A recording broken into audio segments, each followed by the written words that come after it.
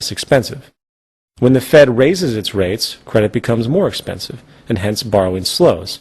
The point here is that the Federal Reserve has the power to influence the interest rates of all banks. This translates into the power to control the amount of money being borrowed and hence the amount in circulation, and, to a certain degree, control over the growth periods and recession periods known as the business cycle. Why does the Fed need to control this? It basically comes down to controlling debt and inflation. If the money supply was allowed to constantly increase or expand, it is simply a matter of time before the market becomes saturated with excess liquidity, stifling the resulting economic growth. This will lead to inflation depreciating the value of the currency, raising prices. Likewise, since outstanding debt is directly proportional to the money supply because money is created out of debt, the more an economy expands, often the greater the debt that is created. This sets up an inevitable systemic crisis, for the money needed to pay the interest charged on the loans does not exist in the economy outright. Therefore, there will always be more outstanding debt than money in existence. And once the debt grows larger than a person or company can afford, defaults begin, loans slow, and the money supply begins to contract. This particular scenario of debt overpowering and nullifying expansion could be termed financial failure, very simply. And this leads us to the next section. In this section, we will discuss the nature and ramifications of the current worldwide economic collapse and how it has been compounded by the gross selfishness and social irresponsibility of the government and corporate powers. Then, more profoundly, we will discuss the role technology is having in displacing workers and the powerful changes this phenomenon is going to force in the world economy at large. 1. Beyond irresponsibility. The collective external debt of all the governments in the world is now about $52 trillion, according to the CIA's World Factbook. Of the roughly 203 countries in the world today, only 4 do not owe others money. The United States alone has over $12 trillion of this debt as of January 2009, and a study authorized by the U.S. Treasury in 2001 found that in order to keep servicing the debt at its current rate of growth, by 2013, income taxes would need to be raised to 65% of one's income. The whole world is basically bankrupt. But how? How can the world as a whole owe money to itself? Obviously, it's all nonsense. The monetary system is nothing more than a game. Those in positions of social power alter the rules of the game at will. The nature of those rules are guided by the same competitive, distorted mentalities that are used to compete in everyday monetary life. Only this time the game is rigged at its root to favor those who actually run the show.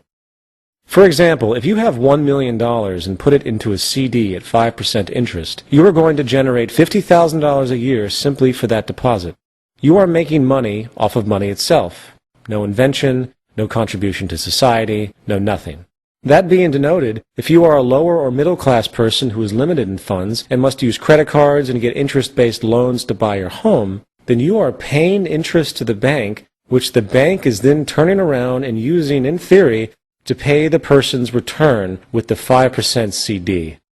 What the bank is basically doing is stealing from the working poor to pay the leisurely rich. Simply put, the social stratification we see in the world today is maintained and guaranteed by the monetary system's underlying mechanisms. That reality aside, let's return to the subject of the so-called business cycle. When money is added to the money supply, that money is then typically put to use for some reason. Very often these reasons include starting a business, buying a home, investing in the stock market, etc.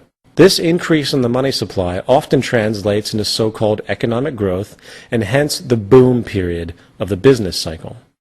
Unfortunately, money cannot be added to the economy indefinitely, for the debt and inflation caused by the expansion will eventually overcome the growth benefits. When problems begin to arise after periods of monetary expansion, such as rising debt levels, slowing people's desire to take on new loans, the central bank and government regulators have basically two choices. They can either, 1, attempt to continue the expansion by infusing even more money, often by lowering the interest rates, making credit cheaper, or 2, let the contraction, hence recession, run its course, raise the interest rates, and bring the economy back to some kind of equilibrium.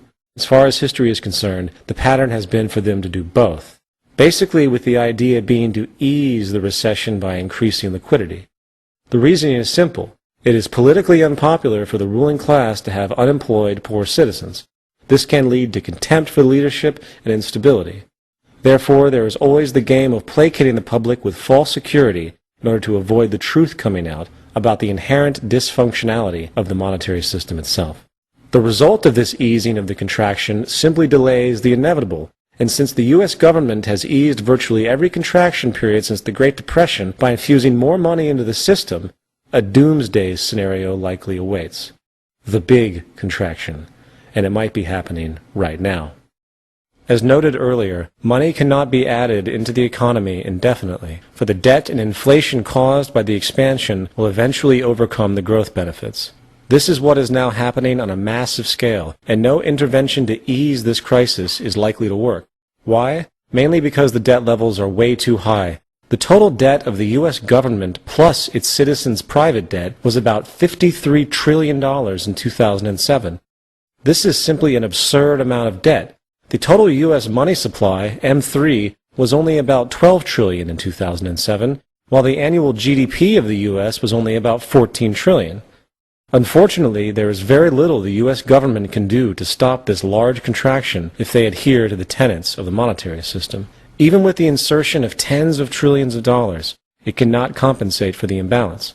Plus, if they did this type of liquidity injection, the result would simply exaggerate the stagflation we are now seeing, where inflation and economic stagnation occur simultaneously. 2. The ultimate outsource. Now, in response to these issues, very often people suggest monetary reform as the solution. These suggestions often include going back to the gold standard, outlawing interest, shutting down the Federal Reserve, giving the power of printing money back to the government, etc. While these reforms and others all pose logical merits to a certain degree, they do not recognize an overshadowing, little discussed phenomenon that has accelerated since the 20th century, nullifying the monetary system in and of itself: the replacement of human labor with machines. At the core of the economic system itself is the mechanism of labor for income.